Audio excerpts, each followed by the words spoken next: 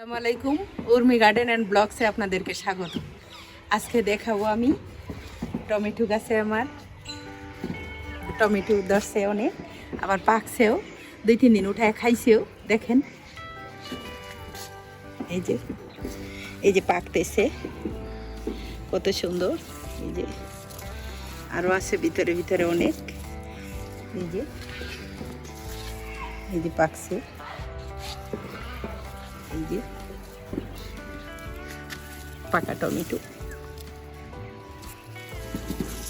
তারপরে আরেকটা আছে, ওই যে ভিতরে আরেকটা ছড়া আছে, দেখা যাইতেছে না। চলো ওই পাশ দিয়ে, ওই পাশ দিয়ে যাওয়ার সময় আবার দেখাবো। চলো, টুকায় টুকায় টমেটো ধরছে, দেখে অনেক সুন্দর টমেটোগুলা। এই যে দেখো, আবার দেখাই আরো অনেক টুকায় টুকায় আসতেছে টমেটো। এই যে ফুল আসতেছে, অনেক আসবে আশা করি ইনশাআল্লাহ। এই যে ফুল আসতেছে সব, মাশাআল্লাহ। এই যে বেগুন আর টমেটোর কালার একই হয়ে গেছে, এটা বেগুন আর এগুলো টমেটো।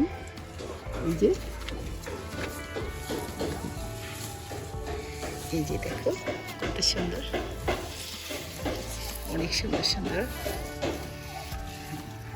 ভালো ফলন হয়েছে, আমি খুব খুশি।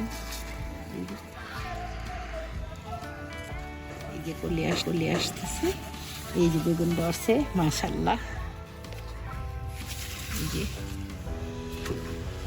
বেশি করে আসলে আবার দেখাবো আপনাদেরকে। এটাতে বেগুনের চারা উঠাবো, দেখেন কত সুন্দর করে পাকতেছে। এখানেও টমেটো গাছ আছে, এটা থেকে মেলাগুলা টমেটো খাওয়া হয়েছে মাশাআল্লাহ। এখনও লাস্টের দিক দিয়েও চলে আসছে, এটি অনেক খাওয়া হয়ে গেছে এটির থেকে। শীতে বেগুন গাছগুলা খুব কষ্ট করে রাখছিলাম, ভিডিওতে দেওয়া আছে, দেখেন কত সুন্দর মাশাআল্লাহ বেগুন আসতেছে। এই যে অনেক বেগুন, এখানে মনে হয় 8টা-10টা আরও আছে। এই যে অনেক বেগুন আসতেছে। এই যে দেখো, এই যে মাশাআল্লাহ, আল্লাহ রহমত করলে কি না হয়। এই যে নিচে ধরো, এই যে মাশাআল্লাহ। বৃষ্টিতে অনেক কষ্ট করে গাছগুলা রাখছি, খুব যত্ন করে। অনেক বেগুন আসতেছে এখন। বেগুন গাছ দেখেন কত ফুল আসছে। এই যে বেগুনও ধরবে মাশাআল্লাহ, বেগুন ধরলে আপনাদেরকে দেখাবো।